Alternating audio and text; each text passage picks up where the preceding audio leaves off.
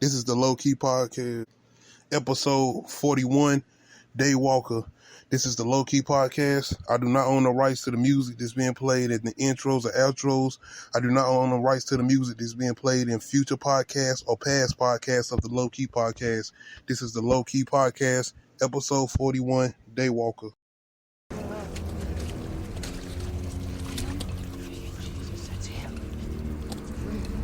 It's the DayWalker.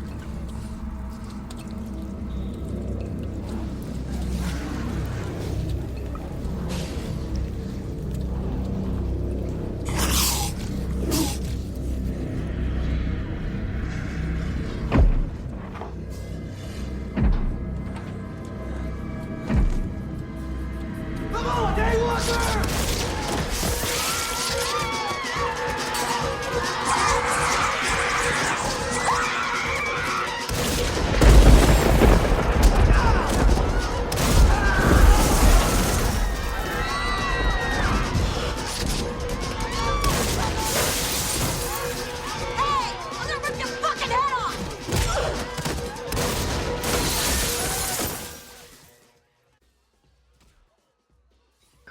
What's going on? This is the Low Key Podcast, episode 41, DayWalker. I'm going to be getting into Blade, Wesley Snipes Blade. And I want to just talking about some of the importance it brings to Marvel movies that you watch today. I'm talking about Avengers, Iron Man. I'm talking about Guardians of the Galaxy. I'm talking about Captain America. I'm talking about Black Panther. All of them. This is everything that you watch today from the Avengers, X-Men. This is all of them. Spider-Man's. This movie, Blade, is the movie that was the Marvel Studios that you watch today that was built off what Blade did in 1998. Yes, you heard that right, 1998. Marvel Studios wasn't that powerhouse back then. It wasn't like what you knew it would become. Even in 2000s, it was not like a big ass studio. Like Marvel, of course, was owned by, not owned, but it was in different movie studios as far as the movie production goes. We had some Marvel production being done in Sony, which is still done to today. You have some Marvel that was being done in 20th Century Fox, and you had some Marvel that was over at Universal Studios, which pertained to the Hulk. The Marvel that was at 20th Century Fox, which of course was X-Men, the X-Men characters. But back then, 1998, you had Blade, which was coming through New Line Cinema. You know what I'm saying? Which was which had nothing to do with Marvel Studios or anything, because it wasn't no Marvel Studios. This was just Marvel. And I didn't even know, being that young back then, that Blade was a Marvel character. I didn't learn that till later on. And even watching the first encounter I had with Blade was watching the movie. I remember my mama renting this movie from Hollywood Video, and watching the first intro, and that's what I started this video with, was the first scene with Blade and the fight scene in the meat warehouse, which is crazy. That's the first movie, 1998 Blade, Wesley Snipes. And you had a Wesley Snipes that was multi-dimensional with his acting. This was the same Wesley Snipes that was Nino Brown in New Jack City, and the same Wesley Snipes that was beating up motherfuckers on an airplane in Passenger 57. So he can do both ranges of acting. And that's what you got to give Wesley Snipes his credit for. And what he did was Blade was incredible to me, because you had a guy, an African-American, coming in playing a anti-hero, because this is a vampire he's playing. But not only that, Wesley Snipes knew martial arts. So he fit the role so perfectly. And I just want to talk about what he did for Marvel today. And I hope they able to pay him his homage with what they're doing with the newer Blade, which is going to be starring Marshawn Ali. And he's a great actor. This guy's a great actor, and I hope he's going to be able to come in with some of that formula that he brung. And I'm telling you now, I feel like if what I've seen this guy do as far as Marshawn Ali, I feel like he's already reached out to Wesley Snipes. And I do hope they have some type of cameo with Wesley Snipes. I hope it's not cheesy or nothing, but I know if Marvel, the way Marvel moves and Kevin Feige, the way they do movies, I know it'll be something surprising and something good. And I hope it is a surprise. I don't even want to know Wesley Snipes is going to be a part of the new Blades. But right now I want to talk about Wesley Snipes Blade and how important it is, because Wesley Snipes' first Blade, 1998, the fight scenes and everything was perfection in this movie. They were perfection.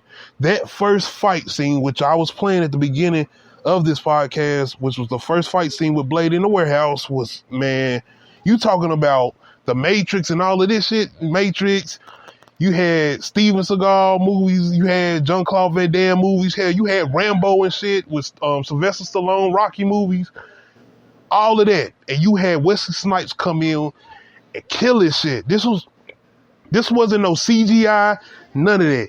You had Wesley Snipes coming in straight up fighting motherfuckers, beating up motherfuckers, doing what he was doing, and Wesley Snipes was doing this personally.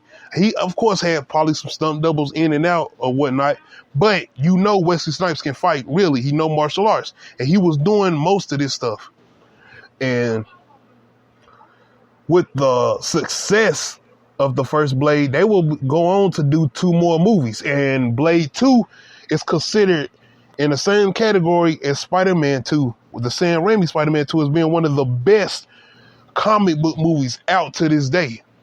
And Blade 2 is directed by Guillermo del Toro, who does the Hellboy movies. And Blade 2, it's good and smart. I'm giving my opinion. I enjoy Blade 2, but to me, Blade 1 is all time the best of the best. I even enjoy Stephen Dorff's villain, Frost. And the first Blade, which is written by David S. Gore, who also did a lot of writing for the Dark Knight series, which was Christopher Nolan's Dark Knight series. So this, to me, showed me a lot as far as what was going on with the comic book industry early on, because I had to learn this later on, because I didn't even know who Blade was as far as Marvel and comic books. I just enjoyed this movie. Like, I was just a huge fan of this movie, and later on learning what was going on and who he was like, oh, okay. Because the second time I was introduced to Blade was watching Spider-Man, the animated series, which, this was back in the day. You had the X-Men Spider-Man series. The X-Men animated series, and you had Spider-Man animated series. You even had the Incredible Hulk and some Iron Man. But the second time I seen Blade, and that's when I was like, oh, so Blade is part of Marvel Comics. Well, seeing him in the animated series for Spider-Man, and this one had Punisher and Spider-Man and Blade.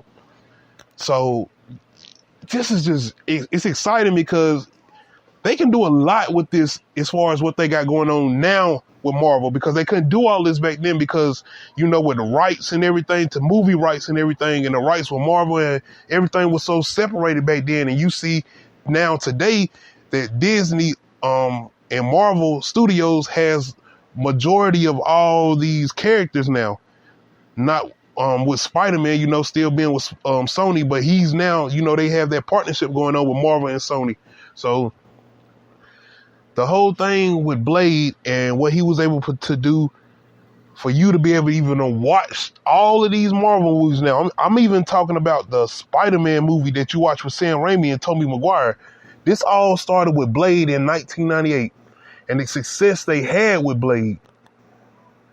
So Blade was never, and when I go back and read some of this stuff, he was never a major player as far as in the comics. This started off with a Night Stalker series, and I guess he became a popular character when he was the Spider-Man cartoon, and this was Fox. This was back then. This is what I was talking about with Fox and whatnot.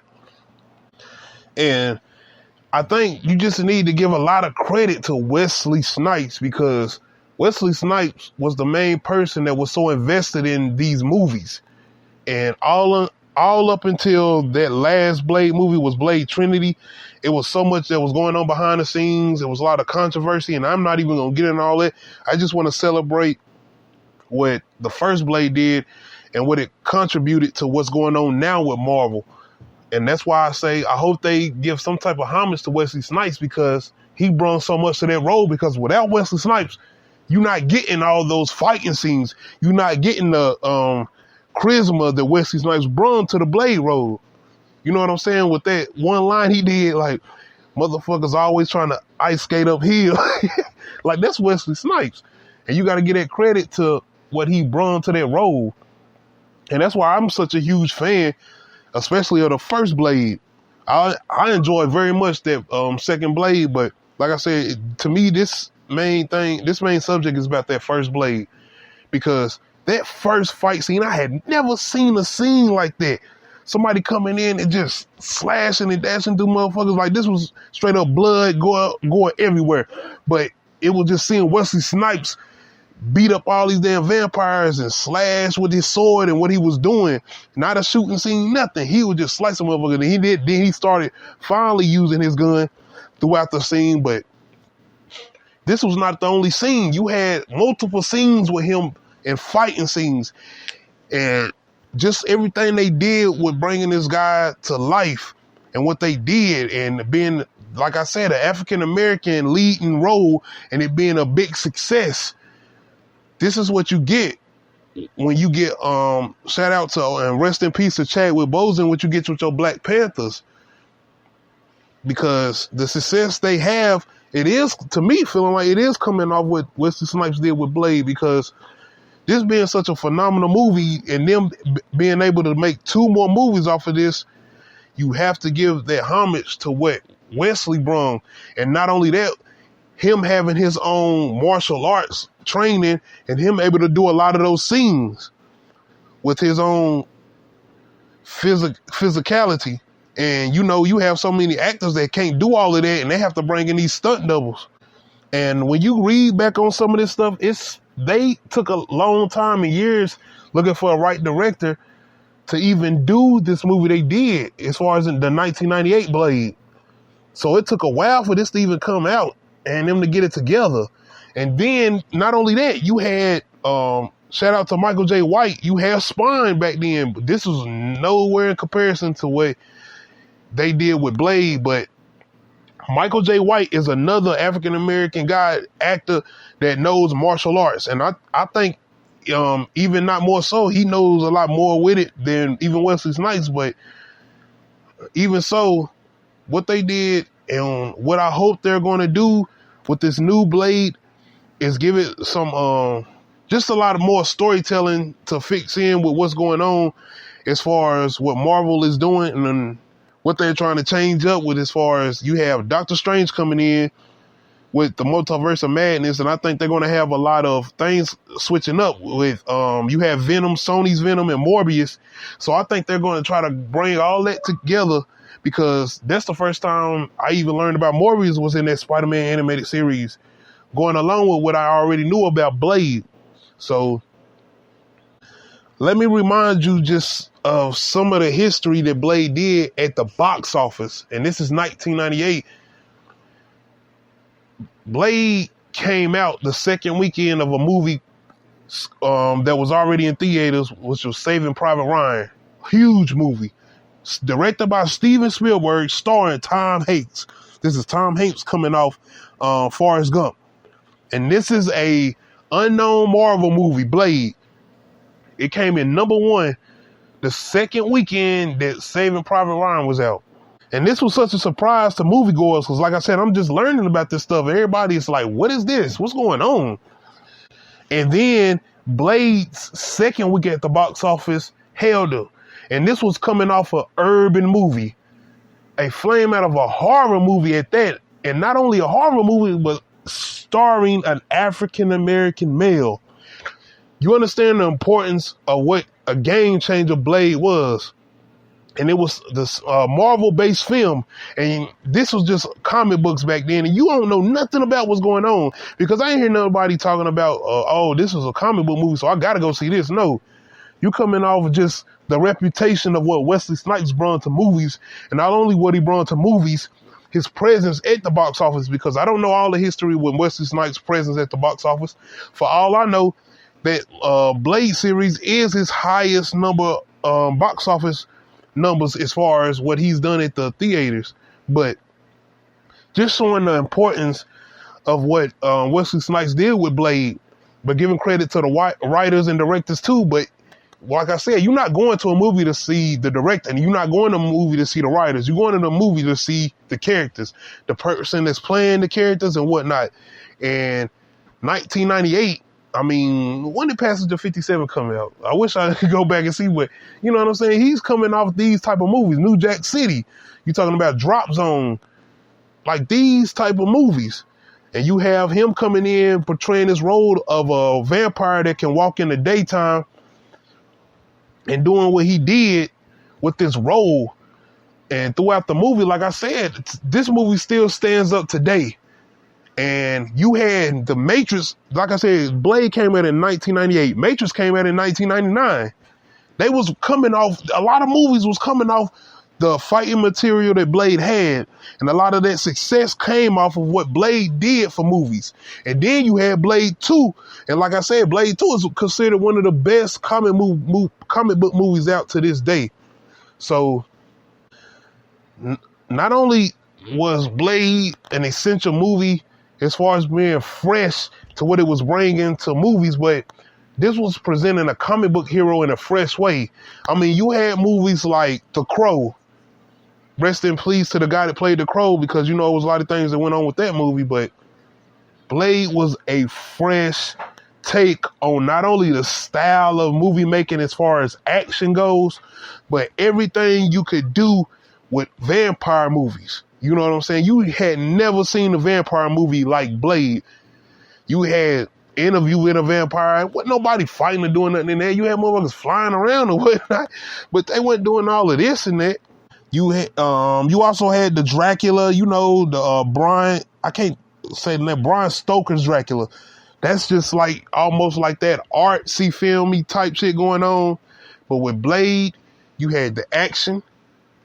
You even had the drama with the relationship with Blade and Whistler, and the actor that played Whistler, which was played by Chris Christopherson. I hope I'm saying his name right. But that relationship these two had, and even bringing in the young Bush Wright. Bush Wright had been in a couple things back then too, man. She played in Dead Presidents. She was the girl that helped Lorenz take rob the what's her name joint, so you'll know who she is. But you had Sanaa Lathan in it back then that played Blade mama, Wesley Snipes' mama. Like, you got Stephen Dorff. Like, this was a movie, man, that came out back then in those days. It just built off a lot of what you watch in these Marvel movies with Iron Man, Loki, as far as Thor. Like, all these characteristics you get a lot of that built off what Blade did and Wesley Snipes, because Wesley Snipes definitely carried the whole movie. He carried the whole movie. And him and, like I said, Chris Christopherson, who played Whistler, their relationship was the dramatic part you got with an action vampire movie and / horror movie, because you got some of the horror in it too, especially at the beginning with not knowing when Blade was even going to show up, and you got old boy going into the nightclub or warehouse or whatnot, and everything that was going on with them, and him crawling on the ground and whatnot, and him just walking up on Blade, and Blade fresh as hell. You got everybody covered in blood, and Wesley Snipes standing there, motherfucking all bad and shit with the goddamn sword and shit, just walking up slowing motherfucking vampires and shit. Like, it just gave you a lot of that charisma that you get from like a Logan in X-Men, and what Hugh Jackman bring to X-Men and whatnot. You wouldn't have none of this, to me, if you didn't have Wesley Snipes and Blade. So I just really wanted to dive into what that first movie did. And like I said, those action scenes, the dramatic scenes you had with Wesley Snipes and Whistler. And like I said, this came in 1998. Spoilers, Wesley died somewhat, because if you've seen the sequels, then you already know. But Wesley died somewhat, and you had Wesley Snipes in that scene with them. And I wish people would give more credit to Stephen Dorff's villain, Frost. I always remember his villain. And I mean, I get what people saying at the end, you know, them fighting or whatnot, because you already know Wesley Snipes kicking everybody's ass.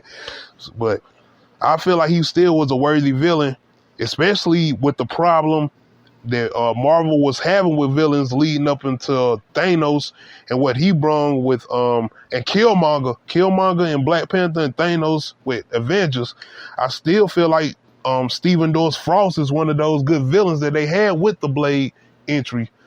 Because after that, I mean, I do give credit to the villains they had in Blade 2, those guys, but I still feel like they didn't have the same presence that Stephen Dorff brought to Frost.